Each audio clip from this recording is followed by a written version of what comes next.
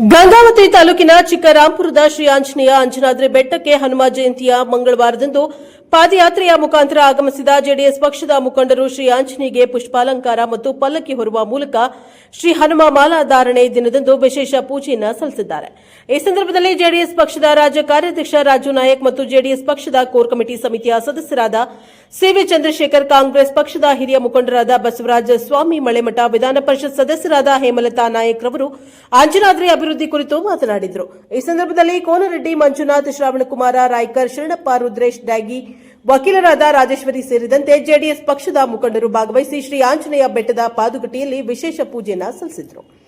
Bureau report Sharanappa, Gangavathi, ಪ್ರಶಾಪ್ power news, Koppal. ಜೈ ಶ್ರೀರಾಮ್, ಜೈ ಶ್ರೀರಾಮ್, ಜೈ ಶ್ರೀರಾಮ್. ಇವತ್ತಿನ ಈ ಅಂಜನಾದ್ರಿ ಪರ್ವತದಲ್ಲಿ ನಿಜವಾಗ್ಲೂ ಕೇಸರಿಮಯವಾಗಿದೆ. ಹನುಮ ಹುಟ್ಟಿದ ನಾಡು ಇವತ್ತು ದೇಶದುದ್ದಗಲಕ್ಕೂ ಪ್ರಸಿದ್ಧವಾಗಿದೆ. ಅಂಜನಾದ್ರಿ ಅಂದ ತಕ್ಷಣ ಬರ್ತಕ್ಕಂಥದ್ದು ನೆನಪು ಇವತ್ತು ಕೊಪ್ಪಳ ಜಿಲ್ಲೆ ಮತ್ತು ಹಂಪಿ, ಗಂಗಾವತಿ ಅಂತ ಕೇಳ್ತಿದ್ರು. ಇವತ್ತು ಅಂಜನಾದ್ರಿಗೆ ದೇಶದ ಎಲ್ಲೆಡೆಯಿಂದ ಕೂಡ ಬಸ್ಸಿನಲ್ಲಿ ಬಂದು ದರ್ಶನ ಮಾಡ್ಕೊಂಡು ಹೋಗ್ತಕ್ಕಂಥದ್ದನ್ನು ನಾವು ದಿನಂಪ್ರತಿ ನೋಡ್ತಾ ಇದ್ದೀವಿ. ಅದೇ ರೀತಿ ನಾನು ಕಳೆದ ಒಂದೂವರೆ 2 ತಿಂಗಳಿಂದ ಬಂದಿದ್ದೆ.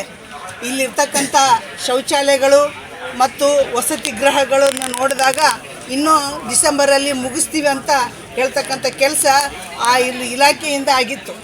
ಅದು ಕೂಡ ನಾನು DC ಅವ್ರಿಗೆ, ಇಟ್ನಾಳ್ ಅವ್ರಿಗೆ ಮಾತಾಡಿದೆ. ಅಲ್ಲಿವರೆಗೂ ಮುಗಿತದ ಅಂತ ನಿಜವಾಗ್ಲೂ ಅಲ್ಲಿವರೆಗೂ ಆಗಿಲ್ಲ. ಅಂದರೆ ಬರ್ತಕ್ಕಂಥ ಭಕ್ತಾದಿಗಳು, ಯುವಕರಿಗೆ ಸಾರ್ವಜನಿಕವಾಗಿ ಶೌಚಾಲಯಗಳು ಈ ಭಾಗದಲ್ಲೇ ಇದ್ದಾವೆ. ಅದಲ್ಲದೆ ಒಂದು ಕ್ಷೇತ್ರ ಪ್ರದಕ್ಷಿಣೆ, ಈ ಬೆಟ್ಟದ ಸುತ್ತ ಪ್ರದಕ್ಷಿಣೆ ಆಗ್ತಕ್ಕಂಥ ಕ್ಷೇತ್ರ ಪರಿಕ್ರಮವನ್ನು ಅದನ್ನು ಅರ್ಧಂಬರ್ಧ ಮಾಡಿದ್ದಾರೆ. ಅದನ್ನು ನಾನು ವೀಕ್ಷಣೆ ಮಾಡಿ ನೋಡಿದಾಗ ಅದ್ಯಾವುದೂ ಇವತ್ತು ಜಿಲ್ಲಾಡಳಿತ ಮಾಡಿಲ್ಲ.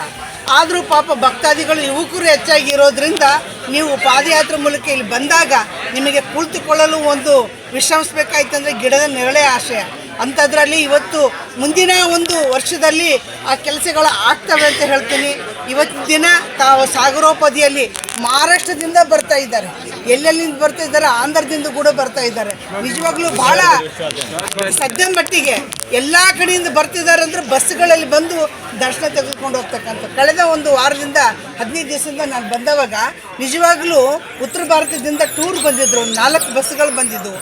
ಅವ್ರು ಇಲ್ಲಿ ಬಂದ ತಕ್ಷಣ ಇಲ್ಲಿ ನಿಂತು ಇಲ್ಲಿದ್ದ ಬಸ್ಗಳಲ್ಲೇ ಆಟೋಗಳು ಖರೀದಿ ಮಾಡಿ ಆಟೋಗಳಲ್ಲಿ ಕುಂತ್ಕೊಂಡು ಎಲ್ಲ ಕ್ಷೇತ್ರ ದರ್ಶನ ಮಾಡ್ತಾರೆ.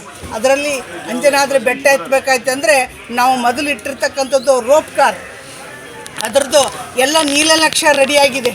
ದಯವಿಟ್ಟು ನಾವು ಇವತ್ತು ಜಿಲ್ಲಾಡಳಿತಕ್ಕೆ ರಿಕ್ವೆಸ್ಟ್ ಮಾಡೋದು, ಇಲ್ಲಿ ಬರ್ತಕ್ಕಂಥ ಎಲ್ಲರಿಗೂ ಕೂಡ ವಯಸ್ಸಾದವರು ಮೇಲೆ ಹೋಗ್ಬೇಕಂತ ಇದೆ.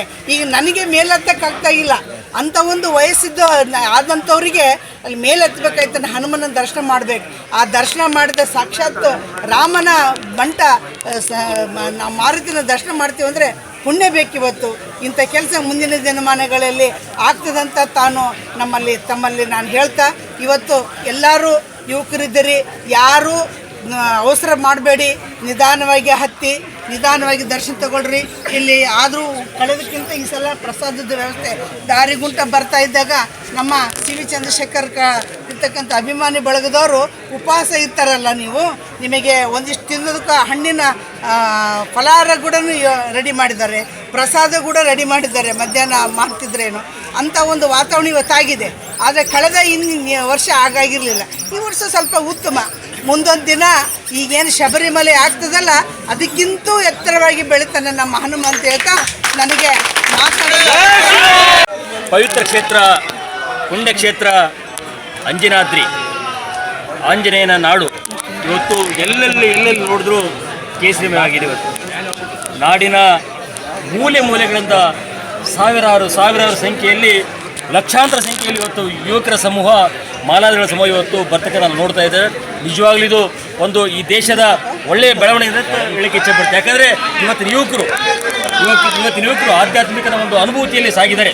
ಸನ್ಮಾರ್ಗದಲ್ಲಿ ಜೀವನ ಮಾಡಲಿಕ್ಕೆ ಸಾಧ್ಯ ಆಗುತ್ತೆ. ಇದೊಂದು ಉದಾಹರಣೆ ಹೇಳಕ್ಕೆ ಬಯಸ್ತೇನೆ. ಅಂಥ ಯುವಕರು ಇವತ್ತು ಜಾಗೃತರಾಗಿದ್ದಾರೆ. ಆ ಯುವಕರು ಇವತ್ತು ಬಂದು ಆಂಜನೇಯನ ದರ್ಶನ ಮಾಡಿಕೊಂಡು ಇವತ್ತು ಅವೆಲ್ಲರೂ ಕೂಡ ಪುನೀತರಾಗಬೇಕಂತ ಭಾವನೆ ಪ್ರತಿಯೊಬ್ಬರಿಗೆ ಬರ್ತಾ ಇದೆ. ಇವತ್ತು ಎಲ್ಲ ವ್ಯವಸ್ಥೆಯನ್ನು ನೋಡಿದಾಗ ಇವತ್ತು ಜಿಲ್ಲಾಡಳಿತ ಕೂಡ ಇಲ್ಲಿ ಸಾಕಷ್ಟು ಏನೊಂದು ಪೊಲೀಸ್ ವ್ಯವಸ್ಥೆ ಮತ್ತು ಇನ್ನೂ ಹಲವಾರು ಅಗತ್ಯ ಮೂಲಸೌಕರ್ಯ ಕೂಡ ಮಾಡಿದೆ. ಆದರೆ ಇವತ್ತಿನ ಈ ಜನಸಂಖ್ಯೆ ಈ ಭಕ್ತರಿಗೆ ನೋಡಿದ್ರೆ ಇದು ಯಾವುದಕ್ಕೂ ಸಾಕಾಗೋದಿಲ್ಲ.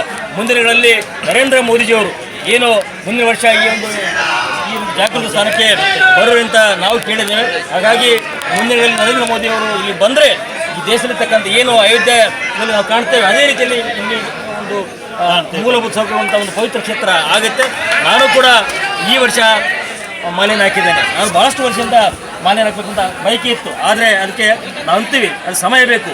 ಸಮಯ ನಮಗೆ ಕಾಯೋದಿಲ್ಲ. ಸಮಯ ಬಂದಾಗ ಮಾತ್ರ ನಾವು ಅದು ಸಿದ್ಧರಾಗ್ತೇವೆ. ನಾನು ಕೂಡ ಆಂಜನೇಯ ಈ ವರ್ಷ ಒಂದು ಮಾಲಿನ್ಯ ಹಾಕತಕ್ಕಂಥ ಅವಕಾಶ ಕೊಟ್ಟಿದ್ದಾನೆ. ನಾನು ಕೂಡ ನನ್ನ ಜೀವನವರೆಗೂ ನಾನು ಸಾಧ್ಯವಾದಷ್ಟು ಮಟ್ಟಿಗೆ ಈ ಒಂದು ಮಾಲಿನ್ಯ ಧರಿಸಿ ಆಂಜನೇಯ ಭಕ್ತರಾಗಲಿಕ್ಕೆ ಇಚ್ಛಪಡ್ತೇನೆ. ಹಾಗಾಗಿ ಈಗಾಗಲೇ ಸಹೋದರಿ MLC ಅವರು ಸಾಕಷ್ಟು ಮಾತನಾಡಿದ್ದಾರೆ. ನಾನು ಕೇಳಿದಷ್ಟೇ ಸಾಕಷ್ಟು ಜನ ಭಕ್ತಾದಿಗಳು ಬರ್ತೀರಿ, ತಾವು ಸಾವಧಾನವಾಗಿ ಶಾಂತಿಯಿಂದ ಭಕ್ತಿಯಿಂದ ಹೋಗಿ ಮಾರುತಿಯವರ ದರ್ಶನ ಮಾಡಿಕೊಂಡು ಆಂಜನೇಯ ದರ್ಶನ ಮಾಡಿಕೊಂಡು ಸಾವಧಾನವಾಗಿ ತಾವು ಮತ್ತೆ ಕೆಳಬರ್ಬೇಕಂತ ಕೇಳ್ಕೊಳ್ತೀನಿ. ಮತ್ತು ನಮ್ಮ ರಾಜು ನಾಯಕ್ ಕೂಡ ಸಾಕಷ್ಟು ಇಲ್ಲಿನ ಒಂದು ಯುವಕರಿಗೆ ಮಾರ್ಗದರ್ಶನ ಕೆಲಸ ಮಾಡ್ತಾ ಇದ್ದಾರೆ. ಅವರು ಕೂಡ ಜೊತೆಗಿದ್ದಾರೆ. ಅವರು ಕೂಡ ನಾನು ಮಾತಾಡಲಿಕ್ಕೆ ಇಚ್ಛೆಪಡ್ತೀನಿ. ಜೈ ಹನುಮಾನ್. ಇಂದು ಸಕಲ ರಾಜ್ಯದ ಜನತೆಗೆ ಹನುಮ ಜಯಂತಿಯ ಶುಭಾಶಯಗಳನ್ನು ಹೇಳಕ್ಕೆ ಬಯಸ್ತಾ ಇದ್ದೀನಿ. ಇವತ್ತು ನಾನು ಒಂದು ಮಾತು ಹೇಮಲತಾ ನಾಯಕ್ ಅವರು MLC ಅವ್ರಿಗೆ ಮತ್ತು ನಮ್ಮ JDS ಪಕ್ಷದ ಕೋರ್ ಕಮಿಟಿಯ ಸದಸ್ಯರಾದ TV ಚಂದ್ರಶೇಖರ್ ಅವರಿಗೆ ಮತ್ತು ಕಾಂಗ್ರೆಸ್ ಪಕ್ಷದ ಹಿರಿಯ ಮುಖಂಡರಾದ ಮಳೆಮಠ ಸ್ವಾಮಿ ಅವರಿಗೆ, ಸೋನರ್ ರೆಡ್ಡಿ ಅವರಿಗೆ, ಮಂಜುನಾಥ್ ಅವ್ರಿಗೆ, ಶ್ರಾವಣ್ ಅವ್ರಿಗೆ, ಶರಣಪ್ಪ ಅವ್ರಿಗೆ ಮತ್ತು ನಮ್ಮ ರುದ್ರೇಶ್ ದಾಗಿ ಅವ್ರಿಗೆ, ನನ್ನ ಸೋದರಿ ಲಾಯರ್ ಆದ ರಾಜೇಶ್ವರಿ ಅವರಿಗೆ ಮತ್ತು ಅನೇಕ ನಮ್ಮ ಯಲಬುರ್ಗಲಿಂದ ಬಂದಿದ್ದಾರೆ, ಕಂಪ್ಲಿಯಿಂದ ಬಂದಿದ್ದಾರೆ, ಬಳ್ಳಾರಿಯಿಂದ ಬಂದಿದ್ದಾರೆ, ಸಮಸ್ತ ಕೊಪ್ಪಳದಿಂದ ಬಂದಿದ್ದಾರೆ. ಇವತ್ತು ನನ್ನ ಒಂದು ಕರೆಗೆ ಹೋಗೊಟ್ಟು ಇವತ್ತು ಇಷ್ಟೆಲ್ಲ ಬಂದಿದ್ದಂಥ ಎಲ್ಲ ನನ್ನ ಆತ್ಮೀಯರಿಗೆಲ್ಲರಿಗೂ ಅಭಿನಂದನೆಗಳನ್ನ ಸಲ್ಲಿಸಕ್ಕೆ ಬಯಸ್ತಾ ಇದ್ದೀನಿ. ಇವತ್ತು ರಾಜ್ಯ ಮತ್ತು ವಿಶ್ವಾದ್ಯಂತ ಹನುಮನ ಭಕ್ತರು ನಮ್ಮ ಗಂಗಾವತಿ ವಿಧಾನಸಭಾ ಕ್ಷೇತ್ರಕ್ಕೆ ಹನುಮ ಹುಟ್ಟಿದ ನಾಡು ಅಂಜನಾದ್ರಿ ಬೆಟ್ಟಕ್ಕೆ ಲಕ್ಷೋಪವಾಗಿ ಬರ್ತಾ ಇದ್ದಾರೆ. ಅವರಿಗೆ ಅಭಿನಂದನೆಗಳನ್ನ ಸಲ್ಲಿಸ್ತಾ ಇದ್ದೀನಿ. ಅವರಿಗೆ ಹನುಮನ ಕೃಪೆ ಆಗಲಿ ಅಂತ ಈ ಸಂದರ್ಭದಲ್ಲಿ ನಾನು ಕೇಳಕ್ ಬಯಸ್ತಾ ಇದ್ದೀನಿ. ಹನುಮ ಹುಟ್ಟಿದ ನಾಡು ಅಂಜನಾದ್ರಿ ಬೆಟ್ಟ. ಇವತ್ತು ನಾವು ಎಷ್ಟು ಪುಣ್ಯವಂತರು ಗಂಗಾವತಿ ವಿಧಾನಸಭಾ ಕ್ಷೇತ್ರದ ಜನತೆ ಅಂದ್ರೆ ಇವತ್ತು ರಾಜ್ಯ ಮತ್ತು ವಿಶ್ವದಿಂದ ಜನ ಬರ್ತಾ ಇದ್ದಾರೆ. ಇವತ್ತು ಶ್ರೀರಾಮ ಬಂದಂತ ಸ್ಥಳ ಇದು, ಶಬರಿ ಇರುವಂತ ಸ್ಥಳ ಇದು. ಇವತ್ತು ಇಂಥ ಒಂದು ಪವಿತ್ರ ಸ್ಥಳದಲ್ಲಿ ನಾವಿದ್ದೀವಿ ಅಂದ್ರೆ ನಾವು ಪುಣ್ಯವಂತರು.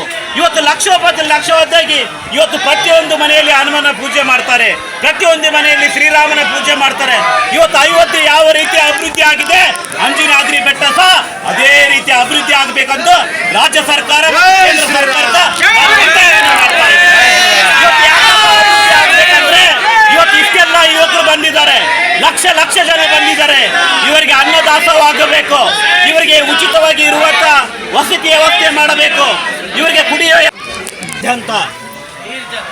ಅಂಜನಾದ್ರಿ ಪರ್ವತಕ್ಕೆ ಸಾಗರೋಪಾದಿಯಲ್ಲಿ ಭಕ್ತಾದಿಗಳು ತಮ್ಮ ಮಾಲೆ ವಿಸರ್ಜನಾ ನಿಮಿತ್ತ ನಾಳೆ ದಿನ ಇನ್ನು ಲಕ್ಷೋಪಾದಿಯಲ್ಲಿ ಭಕ್ತಾದಿಗಳು ಬರೋರಿದ್ದಾರೆ. ಈಗಾಗಲೇ ಹನುಮ ಮಾಲೆಯನ್ನು ಮತ್ತು ಅಂಜನಾದ್ರಿಯನ್ನು ತಲುಪತಕ್ಕಂಥ ಎಲ್ಲ ರಸ್ತೆಗಳು ಕೂಡ ಕೇಸರಿಮಯವಾಗಿವೆ. ಈ ಒಂದು ಭಕ್ತಿಯ ದ್ಯೋತಕವಾಗಿ ಇವತ್ತು ಮಕ್ಕಳಿಂದ ಹಿಡಿದು 80 ವರ್ಷದ ವಯೋವೃದ್ಧರು ಕೂಡ ಆಂಜನೇಯ ಸ್ವಾಮಿಯ ಸೇವೆಯಲ್ಲಿ ನಿರತರಾಗಿದ್ದಾರೆ.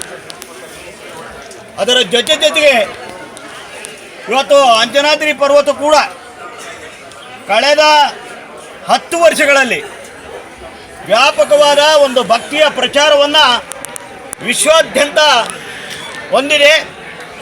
ಅದಕ್ಕೆ ತಕ್ಕಂತೆ ಕೂಡ ತ್ವರಿತಗತಿಯಲ್ಲಿ ಮತ್ತು ಶೀಘ್ರವಾಗಿ ಇಲ್ಲಿ ಅಭಿವೃದ್ಧಿ ಕಾರ್ಯಗಳು ನಡೀಬೇಕು. ಭಕ್ತಾದಿಗಳಿಗೆ ಬರ್ತಕ್ಕಂಥ ಎಲ್ಲ ಸಕಲ ವ್ಯವಸ್ಥೆಗಳನ್ನು ಮಾಡಬೇಕು. ಈ ಸರಿ ಸಹ ನಾನು ಅಭಿನಂದನೆಗಳನ್ನು ಸಲ್ಲಿಸ್ತಾ ಇದ್ದೀನಿ. ಇನ್ನೂ ಹೆಚ್ಚಿನ ರೀತಿಯಲ್ಲಿ ಇವತ್ತು ರೂಪವೇ ಆಗಬೇಕು. ಬಾಬಾ ವಿದ್ಯಾದಾಸ್ ಬಾಬಾ ಅವರು ಸತತ 30ರಿಂದ 40 ವರ್ಷಗಳ ಕಾಲ ಅವರ ಗುರುಗಳಿಂದ ಹಿಡಿದು ಆದಿಯಾಗಿ ಇವತ್ತು ಸಹ ಹಗಲು ರಾತ್ರಿ ಪೂಜೆಯನ್ನು ಮಾಡ್ತಾ ಇದ್ದಾರೆ. ಅವರಿಗೆ ಸಹ ಅಭಿನಂದನೆಗಳನ್ನ ನಾನು ಈ ಸಂದರ್ಭದಲ್ಲಿ ಸಲ್ಲಿಸಲಿಕ್ಕೆ ಬಯಸ್ತೀನಿ. ಪೂಜ್ಯ ಗುರುಗಳು ಇವತ್ತು ಹನುಮ ಹುಟ್ಟಿದ ನಾಡಿಗೆ ಲಕ್ಷ ಲಕ್ಷ ಜನ ಬರಲಿ. ಸುಮಾರು ಇವತ್ತು 3ರಿಂದ